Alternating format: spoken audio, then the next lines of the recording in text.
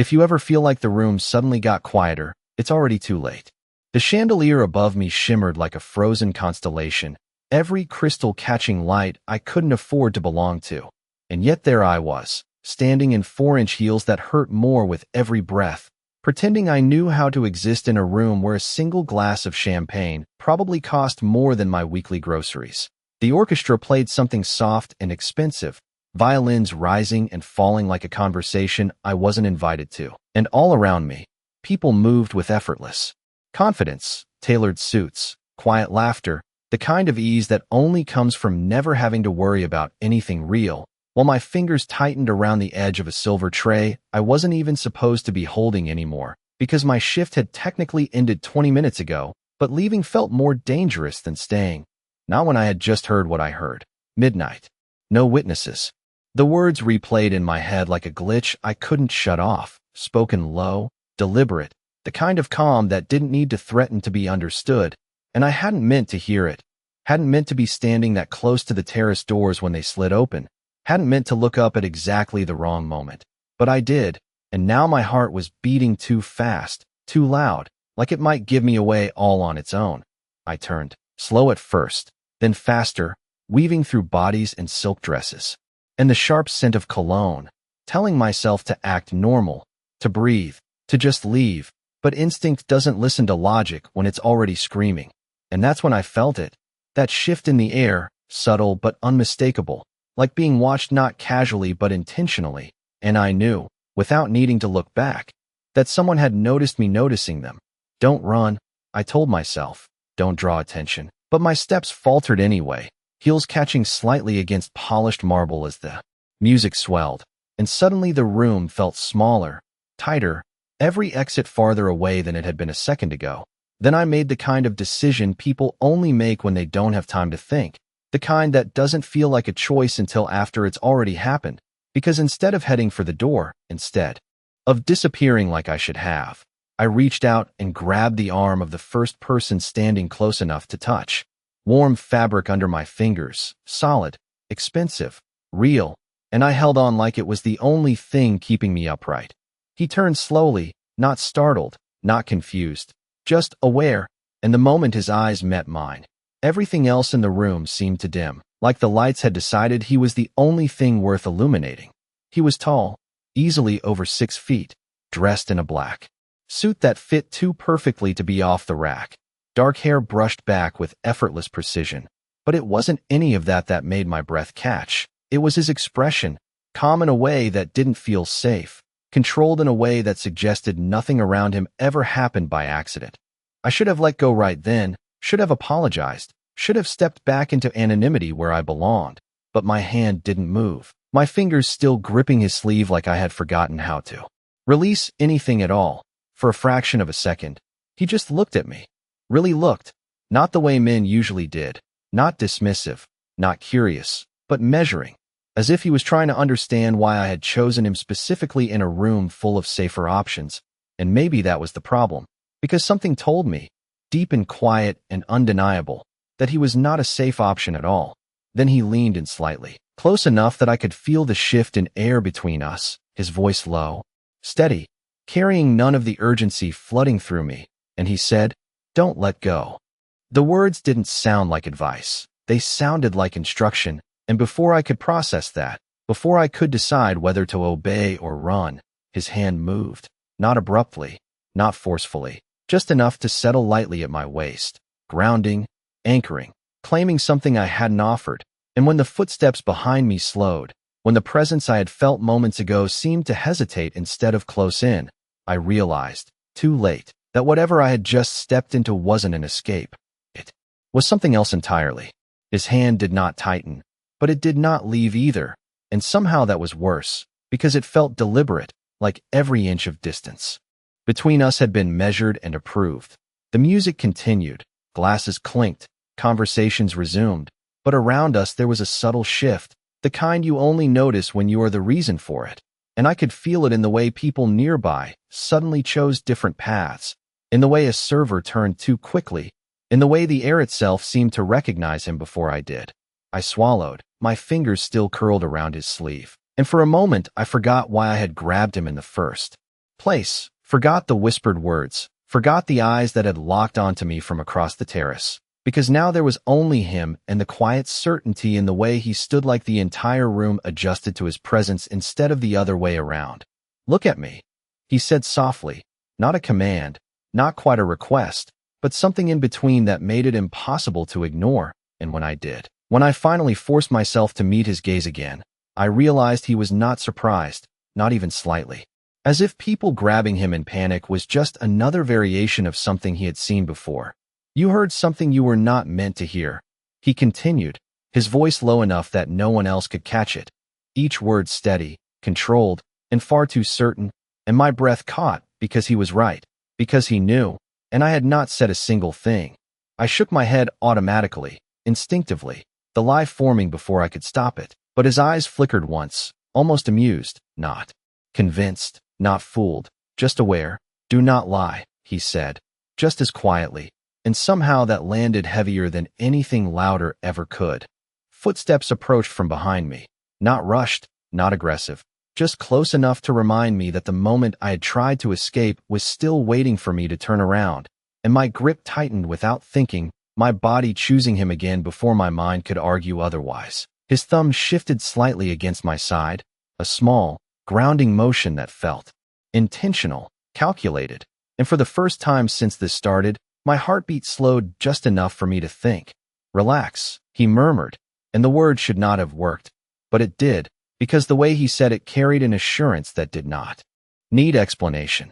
I became aware of two men passing by us, their attention lingering just a fraction too long, their conversation too quiet, their movement too controlled, and I knew, without looking directly, that they were the same ones from the terrace, the same ones who had spoken those words that now echoed in my head.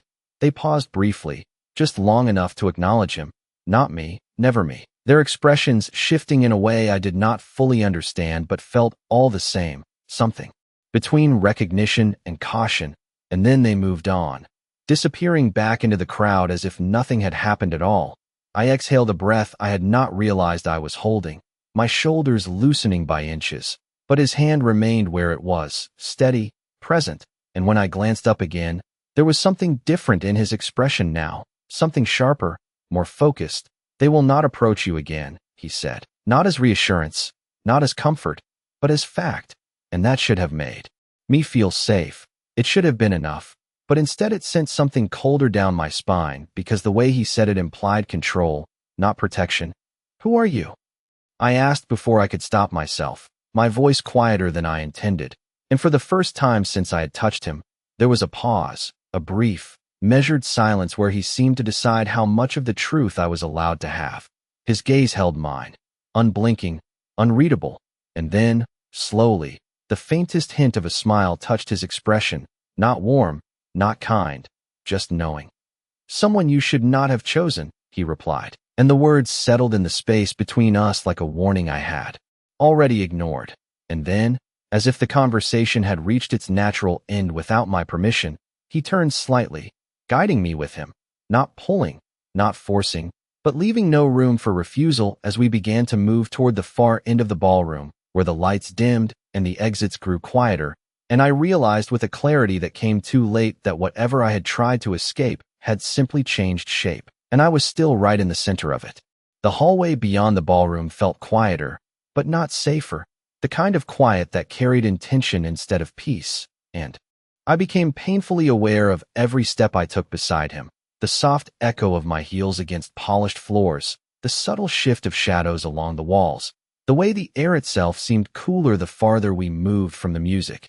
His hand never left my side, guiding without pressure, steady in a way that made it impossible to pretend this was still my decision, and I should have pulled away, should have stopped walking, should have demanded answers, but something inside me understood that resistance here would not look the way it did in ordinary life, that whatever rules I was used to had quietly stopped applying the moment I reached for him.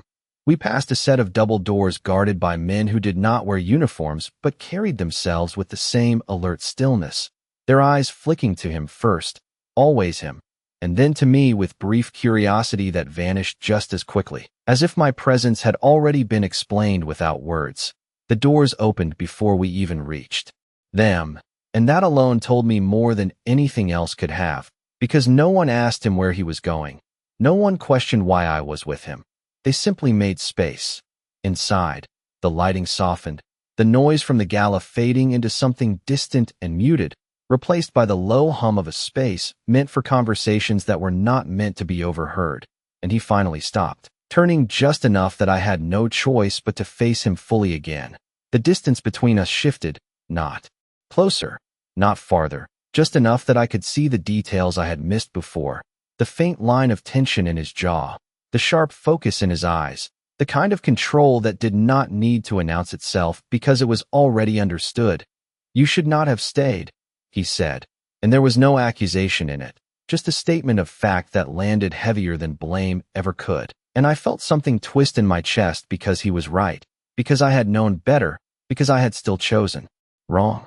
"I tried to leave," I said, my voice quieter now, stripped of the panic that had driven me earlier but not free of it entirely. And his gaze held mine for a second longer than necessary, as if weighing whether that mattered. "You hesitated," he replied, and the way he said it made it clear that hesitation had consequences I did not yet understand. I shook my head slightly, frustration breaking through the fear, because none of this made sense, because I did not belong here, because I had only been in the wrong place at the wrong time. I did not know what I heard meant anything. I insisted, even though part of me knew that was not true, that the tone alone had been enough to tell me it mattered more than anything I should have been involved in. His expression shifted, not softer, not harsher, just more certain, and for the first time since this began, I saw something that looked almost like interest, not in a way that made me comfortable, but in a way that made me feel seen in a way I could not control. "You knew enough," he said, and then, after a brief pause, "and now they know you did." And that was the moment the weight of it settled fully, not as a sudden realization, but as something quieter and more final, like a door closing somewhere behind me without a sound. I exhaled slowly, trying to steady myself, trying to think past the noise in my head. "So what happens now?"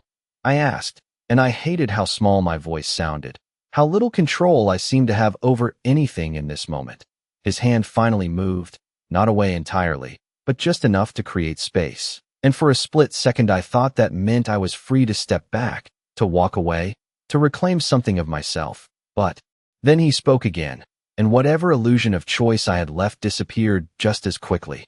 "Now," he said, his voice low, deliberate, "you stop thinking this is something you can walk away from." And the certainty in those words did not feel like a threat. It felt like reality, the kind that did not need to raise its voice to be understood.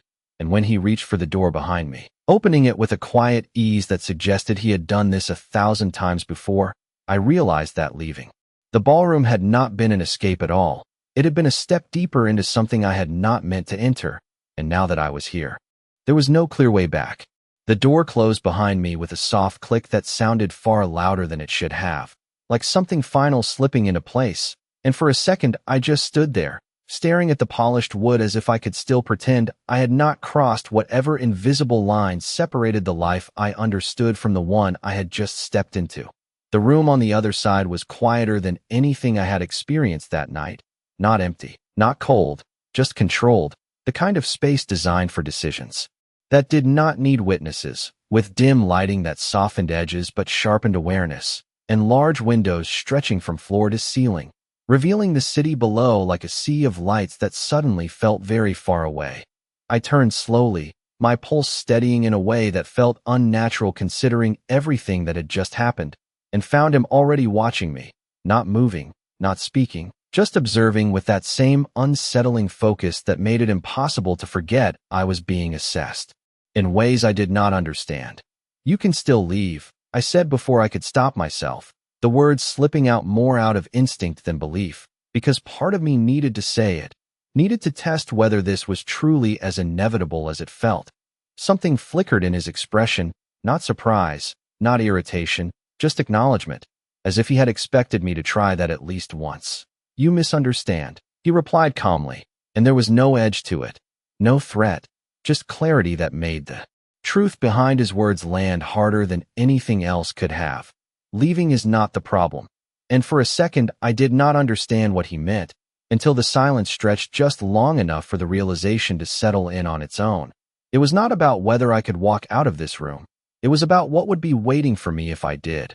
I swallowed, my gaze drifting briefly to the window, to the distant streets and moving headlights, to everything that felt normal and unreachable at the same time, and then back to him, because there was no pretending he was not the center of whatever this had become.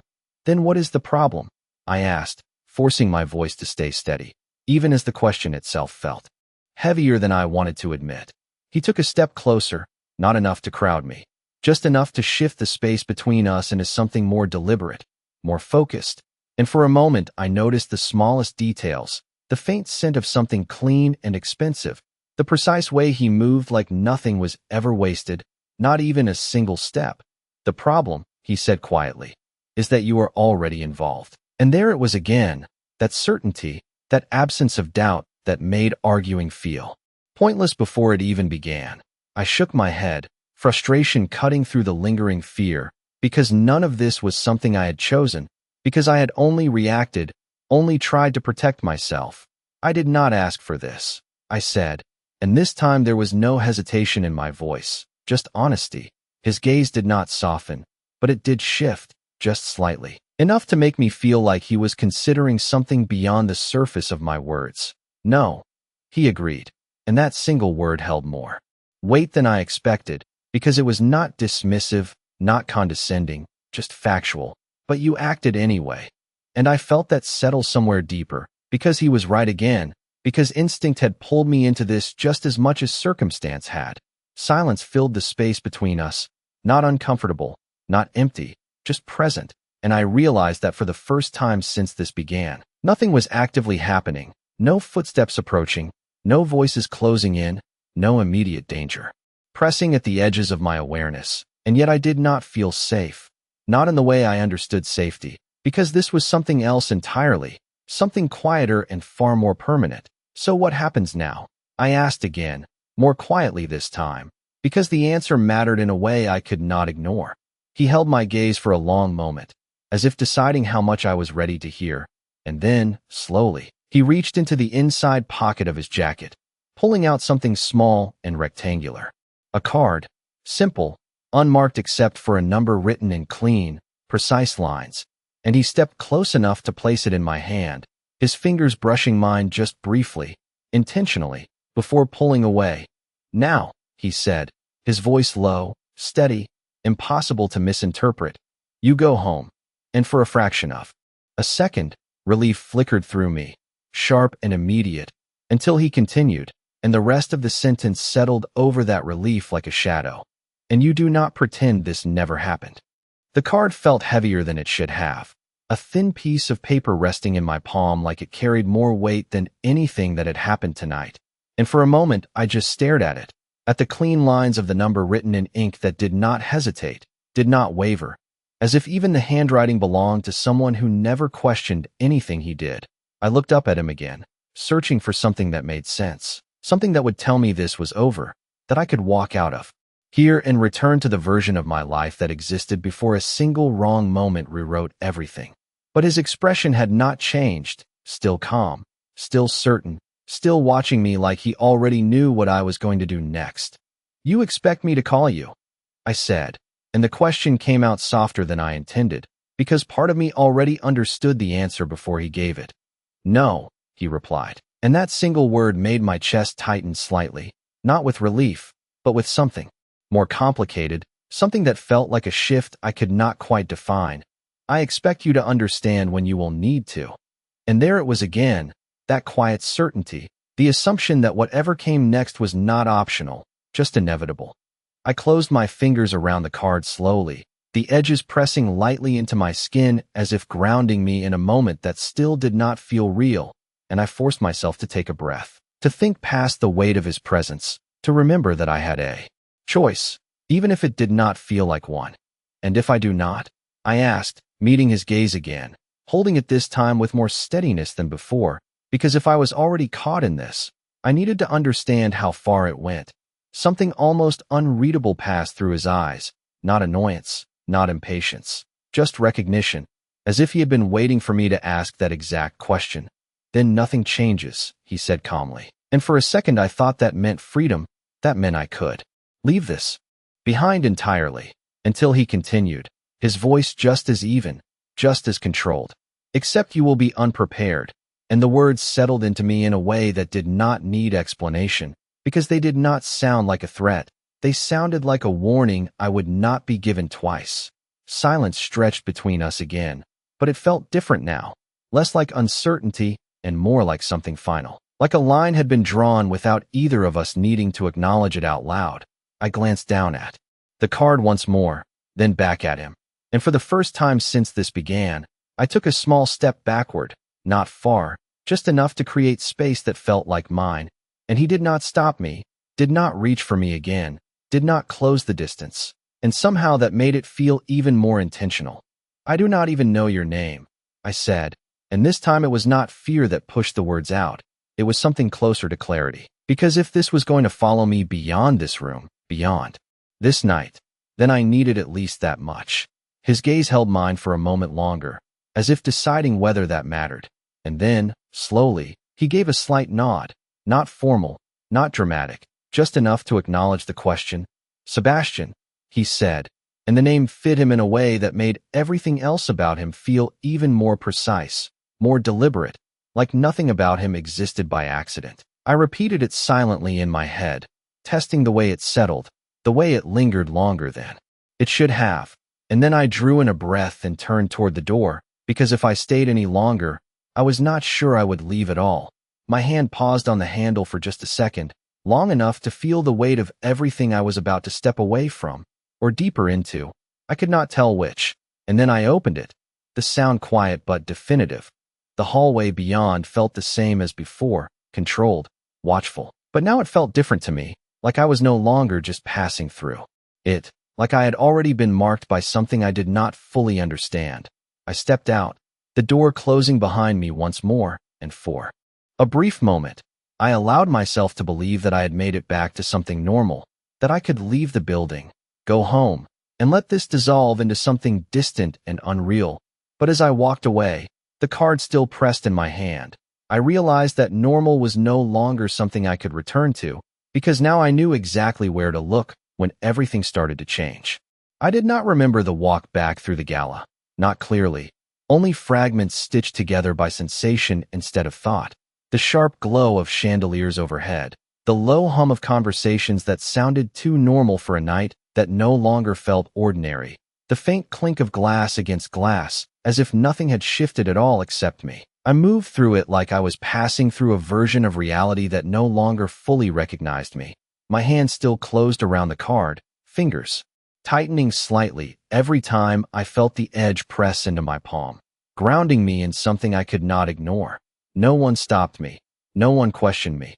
And somehow that felt more unsettling than if they had, because it meant I was already invisible again, already erased from whatever moment had just happened, as if the room itself had decided to forget me, even though I knew I would not be able to do the same. The cold air outside hit me the second I stepped past the doors, crisp and immediate, cutting through the artificial warmth of the building and forcing a breath out of me that I did not realize I had been holding. And for a moment, I just stood there on the wide stone steps, staring out at the city stretched in front of me, headlights moving in steady lines, people passing by unaware that anything had changed at all. Everything looked the same, but it did not feel the same, not anymore. I pulled my coat tighter around myself, the fabric thin against the drop in temperature, maybe 40 degrees at most, and started down the steps slowly, each movement deliberate, like I was testing whether the ground beneath me was still solid. My phone buzzed in my bag, the sudden vibration sharp enough to make my heart jump, and I froze for a second before reaching for it, expecting nothing, fearing something, not sure which was worse. The screen lit up with a name I recognized, something ordinary, something safe, a reminder that my life still existed somewhere outside of this night, and I stared at it longer than necessary before letting it ring out, because answering it felt impossible, like trying to explain something that did not have words yet. I slipped the phone back into my bag and kept walking, blending into the flow of people on the sidewalk, each step carrying me farther from the building and everything inside it. And yet the distance did not feel real, because whatever had started in there had not stayed behind. I reached the corner, paused at the curb as the traffic light shifted, red to green, the quiet beep signaling it was safe to cross. And for a second, I almost laughed at the simplicity of it, at how the world still operated on clear signals and predictable rules while mine had just rewritten itself without asking. Halfway across the street, I felt it again, not fear exactly, not the same sharp awareness from earlier, but something quieter, more subtle, like a thread I could not see still connecting me to something I had tried to leave behind. I stopped just for a second, the city moving around me, people brushing past without noticing, and I looked down at my hand, slowly opening my fingers to reveal the card again. The ink still clean, untouched, the number unchanged as if it had always been there waiting for me to find it. I turned it slightly, watching how the streetlights caught the edges, how something so small could carry so much consequence. And I realized then that this was the moment he had meant, not the panic inside the gala, not the escape through the hallway, but this, standing alone in the middle of a city that suddenly felt different because I knew where to look when things stopped making sense. I closed my hand around it again, tighter this time, not out of fear, not entirely, but out of understanding, because whether I wanted to admit it or not, the choice he had given me was not about calling or not calling. It was about recognizing when I no longer had the option to ignore what I had stepped into. And as I continued walking, disappearing into the rhythm of the night like nothing had happened at all, I knew with quiet certainty that this was not over, not even close, and that when the moment came, I would not hesitate again. The night did not feel quieter as I walked. It felt sharper, like every sound had been turned up just enough to remind me that I was still inside it, still moving through something that had already shifted without asking for my permission. And I kept telling myself it was over, that I had left the building, left him, left whatever world he belonged to behind those closed doors. But the thought did not settle. It hovered, unfinished, like a sentence waiting for something I had not said yet. I reached my apartment building 15 minutes later, the familiar brick exterior lit by a flickering street lamp that had always annoyed me, but now felt strangely reassuring, something imperfect and predictable in a night that had been anything but. And I slowed my steps as I approached, my reflection briefly catching in the dark glass of the front door, and for a second I barely recognized the girl looking back at me, not because she looked different, but because something behind her eyes had changed in a way that did not show on the surface.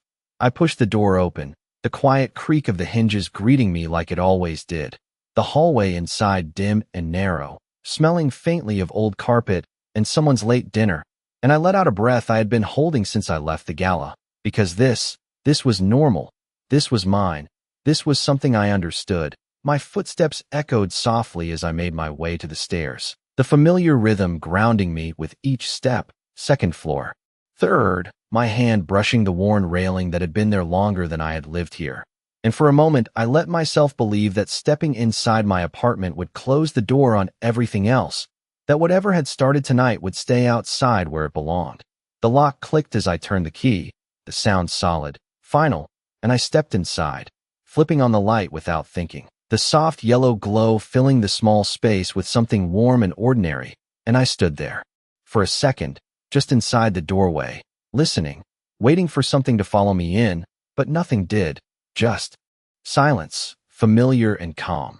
I set my bag down on the small table by the door, kicked off my heels with a quiet sigh, the relief immediate and grounding, and moved further inside, shrugging off my coat, letting it fall over the back of a chair, each small action pulling me back into a version of myself that felt more stable, more real. I told myself to forget it, to let the night settle into something distant, something that would fade by morning, something I could convince myself had not meant as much as it felt like it did right now. But my hand was still holding onto the card, my fingers refusing to release it even here, even now. I looked down at it again, the number unchanged, the ink just as steady, and for a second I considered setting it down, leaving it on the table, walking away from it entirely. But instead I moved toward the kitchen, almost without thinking, and placed it carefully on the counter like it deserved more attention than everything else in the room. The quiet stretched around me, thicker now, more noticeable, and I reached for a glass, filling it with water, watching the stream hit the bottom and rise slowly. The simple act grounding me in something tangible, something real, and I took a sip, letting the coolness steady my thoughts just enough to breathe. That was when I noticed it. Not a sound, not a movement, just a feeling, subtle but unmistakable, like something had shifted again without warning. And I turned slowly, my gaze sweeping across the apartment, over the couch, the window, the door still locked behind me. Everything exactly as it should be, exactly as I left it. Nothing was out of place, nothing was wrong.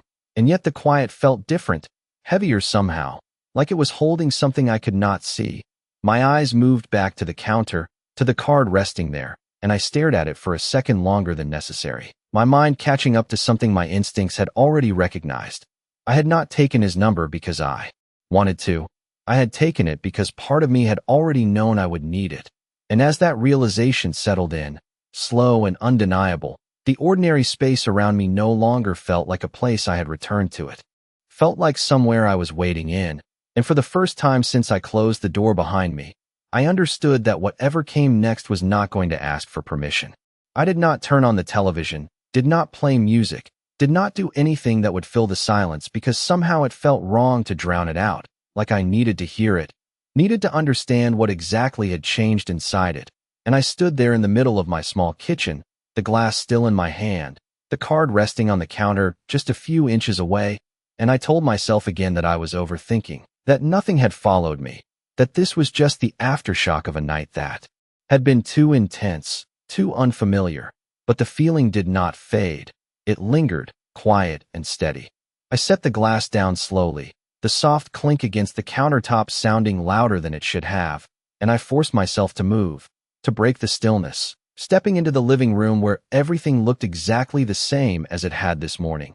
The couch with its slightly uneven cushions, the folded blanket draped over the arm, the small lamp casting a warm glow that had always made this place feel safe, and I focused on those details, grounding myself in them, reminding myself that this was real, this was mine, this was not something that could be taken from me just because one night had gone wrong. I reached for my phone again, this time unlocking it, scrolling through messages that suddenly felt distant, conversations about work, about plans for the weekend, about things that had seemed important just hours ago. And I tried to reconnect to that version of myself, the one who worried about deadlines and grocery lists and whether or not she would have time to finish everything before Monday. But the words on the screen did not hold me the way they used to. They felt smaller somehow, like they belonged to someone else.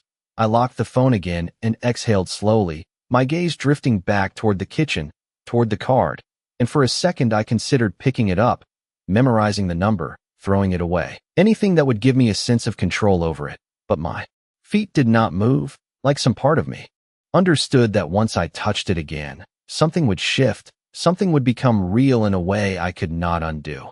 I moved instead toward the window, pulling the curtain aside just slightly, looking out at the street below, at the steady flow of cars, the occasional figure walking past under the streetlights, everything continuing exactly as it always did, and I let myself breathe in that normalcy, letting it settle over me like something I could still belong to if I chose to ignore everything else. That was when I noticed it, subtle, almost nothing, just a car parked across the street that I did not remember seeing before, dark, still, its presence unremarkable in any other moment. But right now it felt different, like it did not belong to the same rhythm as everything else, and I watched it for a second longer than necessary, waiting for something to confirm or dismiss the thought forming in my mind. Nothing happened, no movement, no indication that it was anything more than what it appeared to be, and I almost convinced myself I was imagining things, until the faintest shift of light caught my attention, the reflection of a street lamp gliding across the windshield in a way that suggested someone might be sitting inside, watching the same street I was. My hand tightened slightly on the curtain, my breath slowing instead of quickening, because panic did not feel right anymore, not after tonight, not after him. And I realized that whatever this was, whether it was connected or not, I was already thinking differently, already reacting in ways I would not have before. I let the curtain fall back into place, the room returning to its quiet, controlled stillness, and I turned toward the kitchen again, toward the card waiting on the counter like it had been placed there for a reason I was only just beginning to understand. I walked toward it slowly this time, Not hesitant, not rushed, just deliberate. And when I reached out and picked it up, the edges, pressing into my fingertips once more, it did not feel unfamiliar anymore. It felt expected. I looked down at the number, committing it to memory without trying. And for the first time since I left that room, I understood exactly what he had meant. Not about calling, not about needing him, but about recognizing the moment when things stopped being coincidence and started becoming something else entirely. And as I stood there in the quiet of my apartment, the city moving just beyond the glass, I knew with a clarity that settled deep and steady that whatever had started tonight was not waiting for me to catch up. It was already moving, and whether I was ready or not, I was part of it. For a long moment, I just stood there with the card in my hand, the silence around me no longer empty, but waiting, like the pause before something begins rather than the end of anything. And I realized that whatever had shifted inside me was not fear anymore, not the kind that makes you run, but something steadier, something that made you pay attention. I moved slowly, almost instinctively, setting the card back down on the counter, not because I wanted distance from it, but because I needed my hands free, needed to feel grounded in something physical as my thoughts lined up in a way they had not before, clearer now, sharper, like pieces finally beginning to connect. I walked back to the window, not rushing this time, not hesitating either, and pulled the curtain aside just enough to look out again, my gaze finding the same spot across the street without effort, like I already knew exactly where to look, and the car was still there, unmoved, unchanged, blending in just enough to be ignored by anyone who was not looking for it. I watched it for a few seconds, longer than before, letting the details settle, the way it was positioned slightly away from the curb, the faint outline of someone in the driver's seat that you would miss if you were not expecting it. And something inside me shifted again, not into panic, but into understanding. This was not random, and whether it was connected to him or not, it did not matter, because the moment I recognized it, the situation had already changed. My reflection caught faintly in the glass, layered over the street beyond, and I saw myself standing there, still in the same dress, the same night, but no longer the same person who had walked into that gala hours ago, because that version of me would have closed the curtain, would have pretended not to notice, would have convinced herself that it was nothing. I did not do that now. I let the curtain fall back into place slowly, not hiding, just choosing what to do next, and I turned toward the kitchen again, toward the card, toward the one thing that had been placed in my hand with purpose. I picked it up again, this time without hesitation, my fingers steady as I reached for my phone with the other hand, unlocking it in a single smooth motion, the screen lighting up my face in the quiet room. I stared at the number for a second, just one, long enough to acknowledge that this was the moment he had been talking about, not forced, not dramatic, just inevitable in a way that felt almost calm. And then I entered it, each digit deliberate, precise, as if getting even one wrong would change something I could not afford to misstep. My thumb hovered over the call button for a fraction of a second, not out of doubt, but out of awareness, because once I pressed it, there would be no pretending this had not happened, no returning to the version of tonight that ended at my front door. Then I pressed it. The line rang once, not twice, just once, and then it connected, the silence on the other end immediate, controlled, familiar in a way that sent a quiet recognition through me before he even spoke.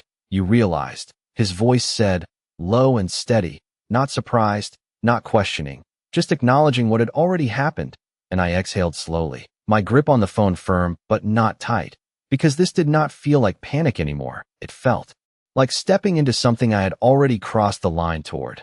I glanced once toward the window, toward the street beyond, knowing without checking that the car was still there, that whatever had been set in motion had not paused just because I made it home. And then I focused forward again, my voice calm in a way I did not fully recognize as my own. Yes, I said quietly, and for a second there was no response, just that same measured silence, as if he was considering not whether I would call, but what came after. When he spoke again, it was even softer, but somehow more certain. Good. And the single word settled over everything, not as reassurance, not as control, but as confirmation, like a door opening somewhere I could not yet see. And I understood then that this was not the moment things began. It was the moment I stopped pretending they had not already started. The silence after his voice did not feel empty. It felt measured, like every second had already been accounted for before I even heard it. And I realized I was holding my breath again, not out of fear, but out of anticipation, waiting for something that I somehow knew would not be rushed. I leaned slightly against the kitchen counter, grounding myself as I kept the phone close to my ear, the faint hum of the line reminding me that he was still there, still listening, still deciding what came. Next, there is a car outside, I said, my voice steady, not accusing, not uncertain, just stating what I had seen. And for a brief moment there was no response, not hesitation, not surprise, just a pause that felt intentional, like he was choosing exactly how much to reveal. I know, he replied finally, and the words settled into me with a clarity that removed any remaining doubt about coincidence. Because of course he knew, because nothing about tonight had been random, not the moment I grabbed him, not the way he had already understood what I heard, not even this. I glanced toward the window again, even though I no longer needed to confirm it, and a quiet realization settled deeper, more solid than anything before it, that I had not been followed in the way I initially thought. I had been noticed, and that difference changed everything. Are they yours? I asked, and I hated how much that question mattered, because part of me already understood that the answer would define more than just this moment. Another pause, shorter this time, and then, no, he said, simply, without explanation, and that single word shifted the ground beneath everything again, because it meant there were other forces moving, other people aware, other consequences that extended beyond him. I straightened slightly, my grip on the phone tightening just enough to anchor me as my thoughts sharpened, aligning faster now, clearer, like something inside me had adjusted to this new reality and decided to keep up. Then they know, I said quietly, not asking this time. And there was something in the way he exhaled on the other end, almost imperceptible, that felt like confirmation without needing words. They suspect, he corrected, his tone calm, controlled, but carrying something beneath it now, something more focused, and I understood that distinction immediately, because suspicion meant attention, and attention meant time was limited in ways I had not considered before. I closed my eyes briefly, just for a second, letting everything settle into place. The gala, the conversation I overheard, the way those men had looked at me, the car outside, his number in my hand, all of it connecting into something that no longer felt fragmented but complete in a way that left no room for denial. When I opened my eyes again, I was no longer standing in my apartment pretending this was separate from me. I was already inside it. What do? I asked, and this time the question did not feel like surrender. It felt like strategy, like the first real step forward instead of a reaction. There was no pause this time, no hesitation, just immediate response, like he had been waiting for me to reach this exact point. You do not stay there, he said, and the certainty in his voice cut through everything else, not urgent, not raised, just absolute in a way that made arguing pointless before it even began. My gaze moved instinctively toward the door, toward the space I had thought would protect me, and for the first time since I walked in, I saw it differently, not as a barrier, but as something temporary, something that could not hold back what had already begun. Where do I go?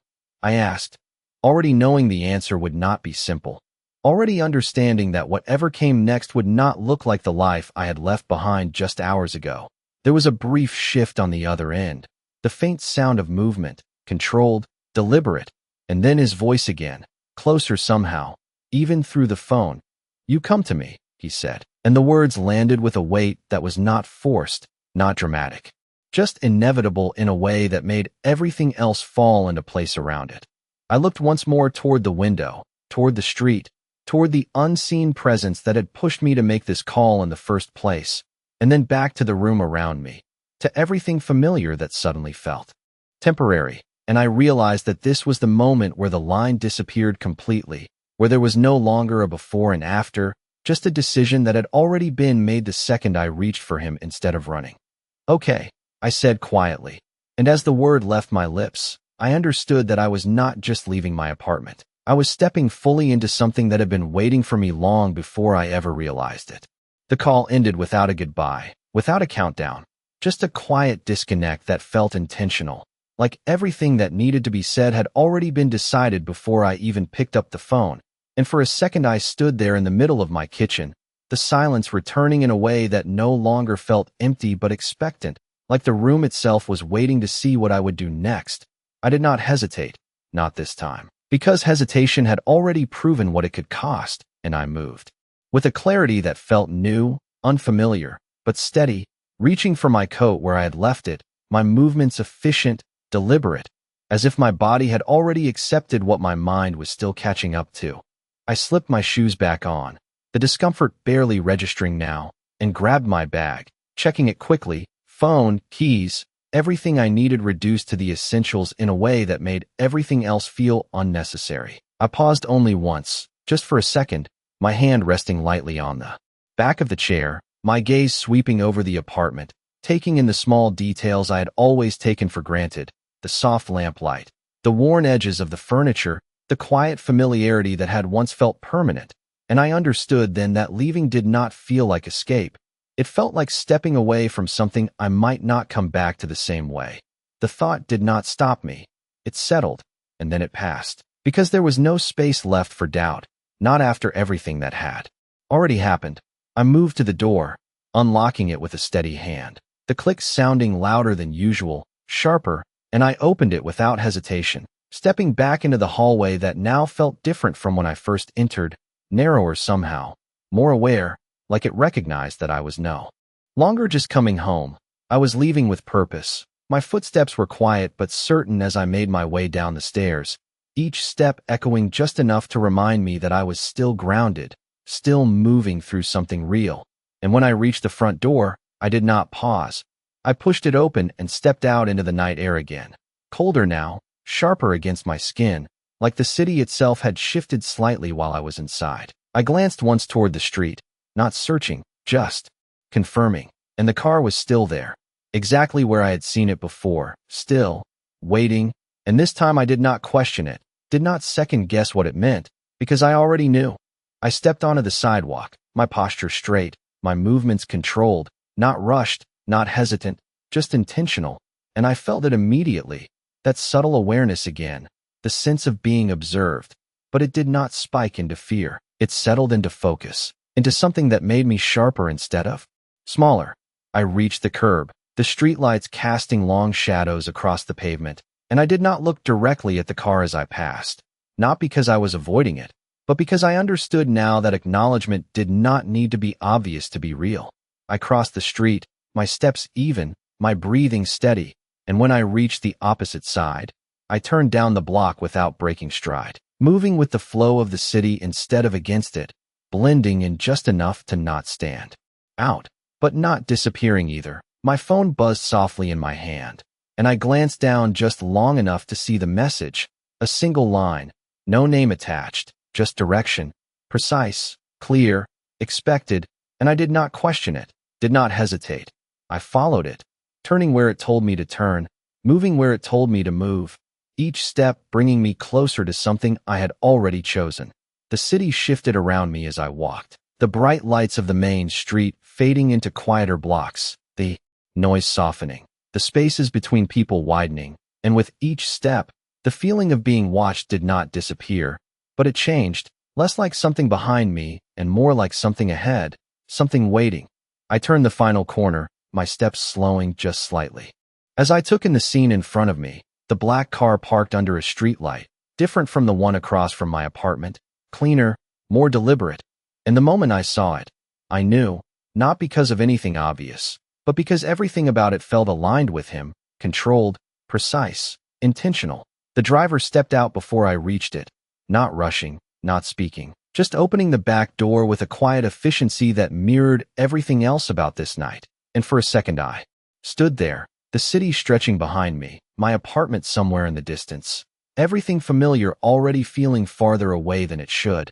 And then I moved forward, not because I was told to, not because I was forced, but because this was the path I had already stepped onto the moment I chose not to let go. I slid into the car, the door closing softly behind me, and as the vehicle pulled away from the curb without a word, I realized that this was no longer about reacting to what had happened. This was about where it was taking me next. The car moved smoothly through the city, not fast, not slow, just steady in a way that made it feel like every turn had already been decided long before I stepped inside. And I sat there in the back seat with my hands resting loosely in my lap, my reflection faint against the dark, tinted window as the lights outside slid across the glass in long, quiet streaks. No one spoke, not the driver, not anyone else. And that silence did not feel awkward. It felt intentional, like conversation was. Unnecessary when everything important had already been set in motion.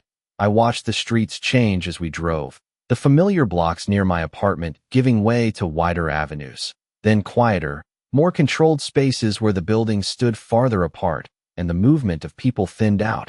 And with each shift, I felt something inside me settle deeper, not into comfort, but into understanding. Because this was not a place I would have found on my own. This was somewhere you were brought. I leaned back slightly, my shoulders relaxing just enough to let me breathe more evenly. And I realized that I was not trying to predict what would happen next anymore. I was waiting for it, letting the moment unfold, instead of resisting it. And that change in itself felt like crossing another line I could not step back over.